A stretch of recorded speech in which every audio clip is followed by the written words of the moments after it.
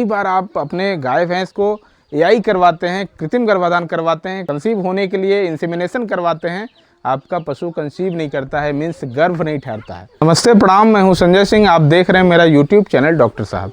आज हम आप सभी को बताने वाले हैं कि आखिर पशुओं में रिपीट ब्रीडिंग क्यों होता है।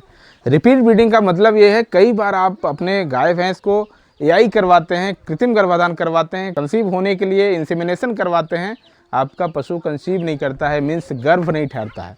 तो रिपीट ब्रीडिंग यही हुआ।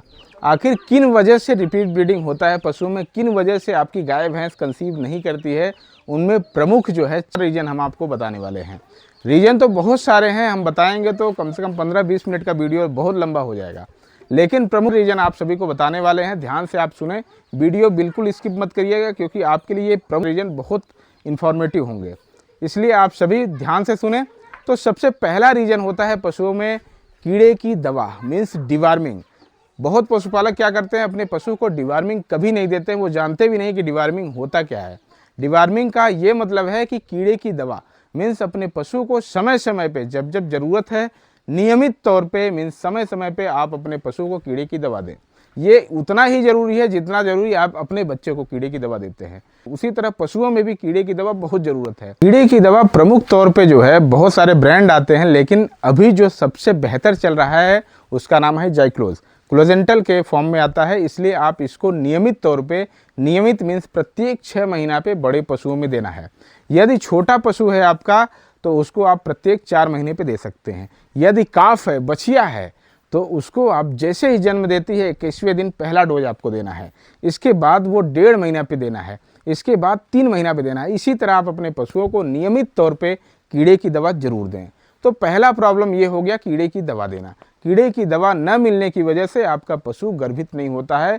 उनमें भी जो है होता क्या है कि कीड़े की दवा जब आप अपने पशु को नहीं देते हैं तो जितना भी वो पोषक तत्व आप खिलाते हैं, चाहे दर्रा के रूप में, चाहे चूनी के रूप में, चाहे चोकर के रूप में, सारे पोषक तत्व पशु के शरीर में नहीं लग पाते, क्योंकि बहुत सारे कीड़ा अंदर रहते हैं। वो सब आपके पशु के जितने भी पोषक तत्व है वो खा जाते हैं, तो आपके पशु को वो पोषक तत्व नहीं मिल पाता है। इसलिए कीड़े की दवा जरूर अपने पशु को दें। पहला प्रॉब्लम आपका ये हो गया, इसको आप सॉर्ट आउट करें, कीड़े की दवा जरूर दें। दूसरा आपको करना क्या है, समय समय पे आप इसको वैक्सीनेशन कराना। वैक्सीनेशन आप सभी लोग जानते होंगे, टीकाकरण। टीकाकरण आप अपने पशुओं को नियमित तौर पे कराएं ताकि वो बीमार ना पड़े। जैसे अभी के वर्तमान के समय में एफएमडी का वैक्सीन लग रहा है, तो आप टीकाकरण अपने पशुओं का करवाते हैं तो उनमें इम्यूनिटी पावर ज़्यादा हो जाता है, जिसकी वजह से आपका पशु बीमार नहीं होता। जब पशु पूरी तरह से स्वस्थ रहेगा तो उसका हर चीज़ बेहतर रहेगा, किसी तरह से उसको कोई दिक्कत नहीं होगा। तीसरा प्रमुख रीजन है, वो है जो सबसे बड़ा रीजन है, मिनरल। यदि आपके पशु में मिनरल्स की डिफिशियंसी रहेगी तो जाहिर सी बात है आपका पशु कभी गाभिन नहीं होगा, किसी कीमत पे गाभिन नहीं होगा। इसलिए आप अपने पशुओं को मिनरल्स जरूर खिलाएं। मिनरल्स की डिफिशियंसी प्रमुख तौर पे फास्फोरस, मैग्नीशियम, आयरन और साथ ही साथ कॉपर और माइक्रो मिनरल्स की ज़्यादा डिफिशियंसी इस तरह के पशुओं में होता है, जिसकी वजह से आपका पशु बार बार रिपीट करता है, एक बार में कंसीव करता ही नहीं है। कई बार आप दिलवाते हैं, परेशान हो जाते हैं, तब कंसीव करता है, वो भी जब इसको मिनरल्स की पूर्ति इसके बॉडी में होती है तब। इसलिए आप सभी को बार बार बोलते हैं कि आप मिनरल पाउडर अपने पशुओं को जरूर खिलाएं। मिनरल जो है सबसे बेहतरीन अगर देखा जाए तो इस समय जो है बोवी ओके है, जो मैनकाइंड कंपनी का है। इसको आपको कितना देना है, कितनी मात्रा में देना है, 50 ग्राम की मात्रा में, 50 ग्राम की मात्रा में प्रत्येक दिन आपको देना है। मिनरल पाउडर किसी भी समय आप दे सकते हैं और हमेशा आपको देना चाहिए, चाहे वो आपकी गाय गाभिन हो या फिर खाली हो या फिर बच्चा दिया हो या बच्चा देने वाली हो, किसी भी कंडीशन में आप मिनरल पाउडर अपने पशु को दे सकते हैं। ध्यान रखें, ब्रांडेड मिनरल पाउडर खिलाएं जिससे आपके पशुओं को उसका लाभ मिल सके। तो तीसरा प्रॉब्लम आपका ये हो गया। चौथा प्रॉब्लम जो मेजर प्रॉब्लम होता है वो होता है पशुओं के बच्चेदानी में इन्फेक्शन। यदि पशु के बच्चेदानी में कहीं इन्फेक्शन रह गया और इन्फेक्टेड यूट्रस है तो आपका पशु गर्भित नहीं होगा। आप चाहे जितनी बार उसको इंसेमिनेशन करवाएं, चाहे जितनी बार आप उसको सीमेन डलवाएं, कोई फ़ायदा नहीं होने वाला है, आपका पशु गर्भित नहीं होगा। इसलिए ये ध्यान रखें कि ये इसके बच्चेदानी में क्या इन्फेक्शन है क्या। यदि पशु के बच्चेदानी में, यूट्रस में इन्फेक्शन रहेगा तो आपका पशु गर्भित नहीं होगा। कैसे आप जान पाएंगे कि आपके पशु के बच्चेदानी में या फिर यूट्रस में इन्फेक्शन है? यदि पशु का डिस्चार्ज गाढ़ा और थोड़ी मात्रा में, साथ ही साथ पूरा मटमैला, कलर उसका गंदा हो, तो आप समझ जाइए आपके पशु का गर्भाशय में संक्रमण है। तब आप उसको इंसेमिनेशन बिल्कुल ना कराएं। आप पहले कीड़े की दवा दें, इसके बाद मिनरल दें, साथ ही साथ अपने नज़दीकी पशु चिकित्सक को बुला के उसको वाश कराएं। जब संक्रमण पूरी तरह से ख़त्म हो जाएगा, इसके बाद ही आप उसको इंसेमिनेशन कराएंगे, तब आपका पशु एक ही बार में कंसीव कर लेगा, ये श्योर है। इसलिए आप अपने पशु को ध्यान दें, संक्रमण तो नहीं है। और संक्रमण क्यों होता है वो भी आपको बता रहे हैं। देखिए होता क्या है, जैसे आपकी गाय बच्चा देती है, आपकी भैंस बच्चा देती है, तो लगभग 10% ही ऐसे किसान हैं बच्चा देने के बाद उसको यूट्राइन क्लीनर वगैरह चलाते हैं। यूट्राइन क्लीनर जैसे यूट्रीवाइव हो गया, यूट्रोटोन हो गया, ये सब 10% ही किसान चलाते हैं, 90% किसान नहीं देते हैं। तो आपसे निवेदन है, आपकी गाय यदि बच्चा दे तो तुरंत उसको यूट्राइन क्लीनर जरूर पिलाएं। कितने दिन तक पिलाना चाहिए? कम से कम 1 वीक, हो सके तो 2 वीक आप उसको जरूर चला दें।